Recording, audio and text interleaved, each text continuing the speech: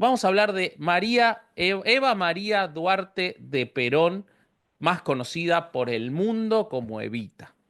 La primera dama más famosa de la historia argentina, una de las dos o tres mujeres más famosas y más trascendentes de la historia argentina, que como cualquier personaje y pese a sus cortos 35 años en este planeta, lo cual Caro Solís dice que es la idea ideal para morirse.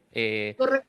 Yo digo que la calidad de vida hasta los 38 es cuando está bien. Después de ahí es puro pinche ego seguir existiendo. Bueno, le faltaron tres a Eva y no tuvo la calidad de vida en los 35, pero dejó una huella que todavía hoy trasciende. Mejor conocida como Eva Perón, tras su casamiento con el político argentino Juan Domingo Perón, dejó un legado grande en la Argentina, para bien y para mal. Tras una infancia muy humilde y una carrera como actriz, fue recordada, entre otras cosas, como una mujer que procuró siempre a los infantes y a las mujeres, que buscó la igualdad jurídica y la protección para mujeres y niños, consiguiendo, y ese va a ser un eje del día de hoy, con éxito que en 1947, es decir, apenas entrado el gobierno de su cónyuge, Juan Domingo Perón, se dictara la ley de sufragio femenino, la cual reconoce la igualdad de derechos de voto entre hombres, de voto y de participación política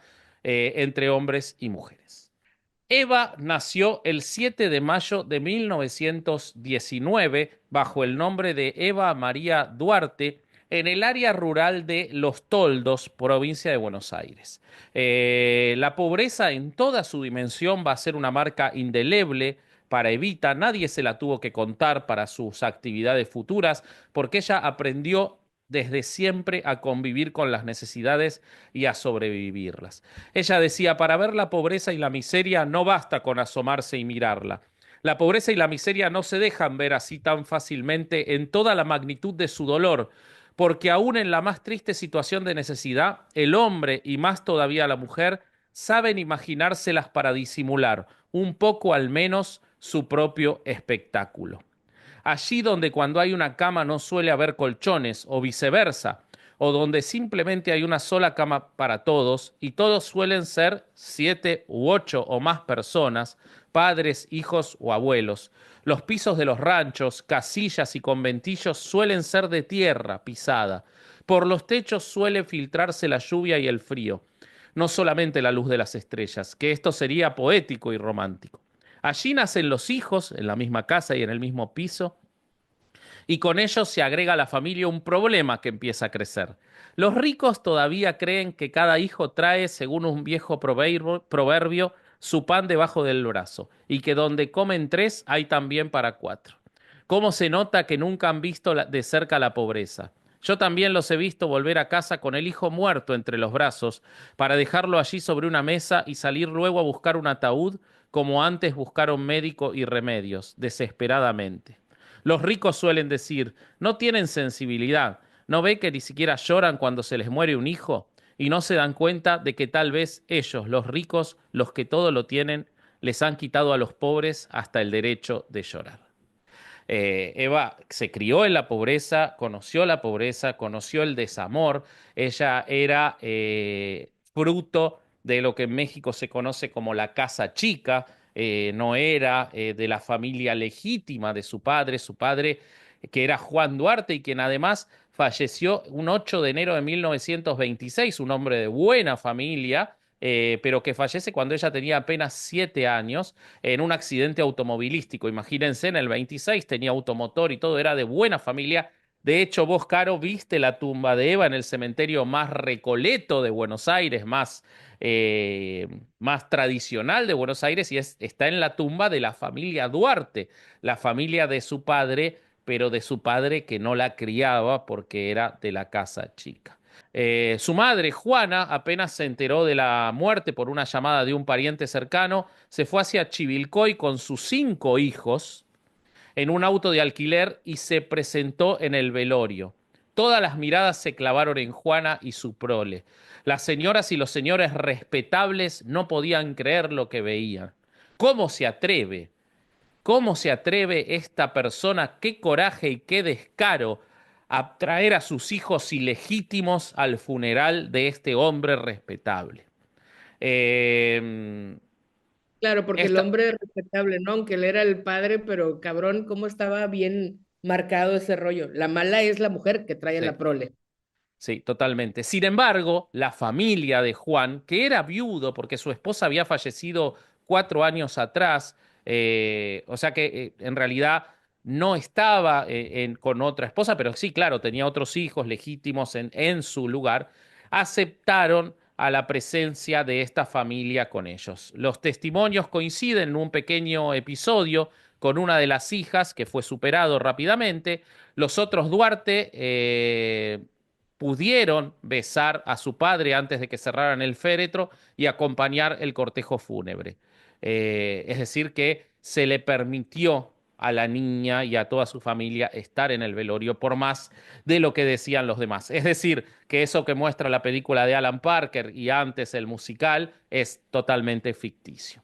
La Bueno, Madonna, ella siguió siendo de la familia con carencias y necesidades, de el padre que si bien le había dado el apellido no convivía con ellos y lo tenía como casa chica, y habiendo convivido con todo esto y en la desesperación por ella notar y ver que tenía otras capacidades, a los 15 años se va a Buenos Aires para concretar una carrera como actriz.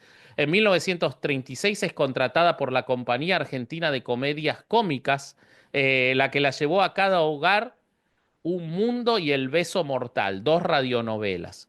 Luego de hacer radioteatro y algunas películas en papeles muy secundarios, en 1944 conoce a Juan Domingo Perón. Lo conoce, según se dice, en una escena de caridad para un terremoto que había ocurrido en la provincia de San Juan, en la cordillera. Inmediatamente se enamoran.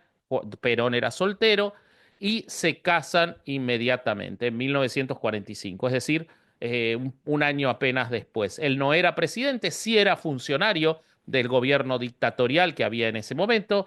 Perón será objeto de otro episodio, pero Perón era admirador de Mussolini, era un hombre que reconocía al fascismo como válido en muchas cosas y era funcionario de un gobierno militar, después de todo era militar él mismo, pero sin embargo él se rebela contra algunas acciones de ese gobierno, intenta ser presidente, lo arrestan porque ven su poder y el 17 de octubre de 1945 se da una manifestación general de los trabajadores porque él ya se dedicaba en el gobierno militar a la parte de la Secretaría de Trabajo, que lo sacan de la cárcel y eso lo lleva a ser electo presidente cuando se llama elecciones en 1946. Eva enseguida se posiciona en ese lugar como defensora de los pobres, lo que le vale abundantes titulares de prensa e incluso la portada de la revista Time, la cual llegó a llamarla el arcoíris argentino y la mujer del pueblo. Eva no se bastó con ser primera dama, ella fundó el Partido Peronista Femenino, logró el posicionamiento de las mujeres en el panorama político, logró la promulgación en el 47 de la ley de voto universal de hombres y mujeres. Fue presidenta de la Fundación Eva Perón, que si Fer puede podemos poner una foto del edificio, que es un edificio majestuoso, que es una copia idéntica de la Facultad de Derecho. Y hoy es la Facultad de Ingeniería de la Ciudad de Buenos Aires. Trabajó en muchas causas, desde esa fundación se le hacían regalos a niños en Navidad, en el Día del Niño, el 17 de octubre, que es el Día del Peronismo. Es decir, llevaba adelante una tarea de dar popularidad y una cara humana al peronismo, ¿ok? También había cosas muy oscuras, como por ejemplo que en los libros escolares se ponía la figura de Eva, como por ejemplo para aprender a leer, en primer grado era eh, eh, el niño ama a mamá, pero también ama a Eva, y una foto de Eva, ¿no? Porque ama a Perón, que ama a Argentina, ¿no? Cosas así muy fuertes. la A mí, cuarta transformación le gusta esto.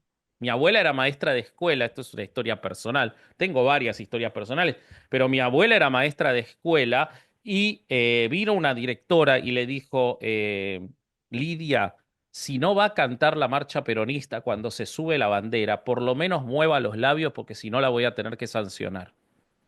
Cállate. Sí, sí, sí, sí, Traían sí. ahí. Sí. Una Bueno, cepa, digamos, dictatorial. pero bueno, la Fundación Eva Perón logró que más de 13.000 mujeres consiguieran trabajo entre 1948 y 1950.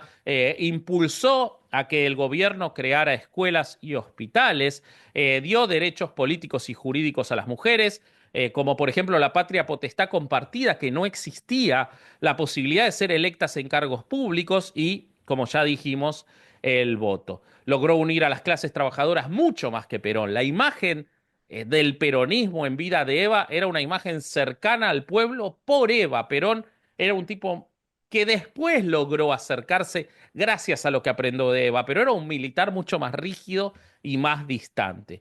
¿Ok? Entre las cosas, además, escribió dos libros, La razón de mi vida, publicado en 1951, poco antes de morir, que es un libro autobiográfico escrito junto a Manuel Penela da Silva, considerado uno de los más grandes manifiestos peronistas y era lectura obligada en las escuelas. Lectura obligada en las escuelas, La razón de mi vida, el libro de Eva, y poco antes de morir escribió Mi mensaje, un libro que recién fue publicado en 1987 por la persecución que sufrió Eva en vida.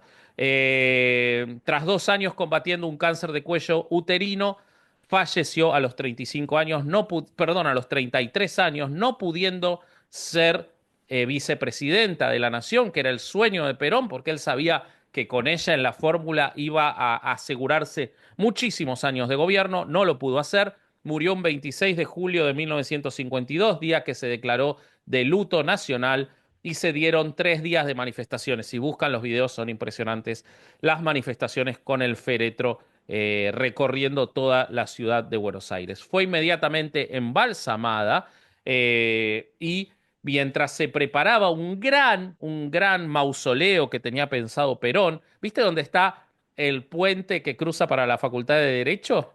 ¿Te Sí, acordás? sí, sí, sí, de Es, coloritos. en el proyecto eso se iba a derrumbar y ahí se iba a hacer el gran mausoleo. Claro, después a Perón lo derrocan y no ocurrió. Y después el cuerpo de Eva, que les puedo recomendar una serie que se llama Santa Evita, donde cuentan la historia. El cuerpo de Eva sufrió vejaciones, abusos o maltrato sexual, no sé cómo se define en el caso de necrofilia.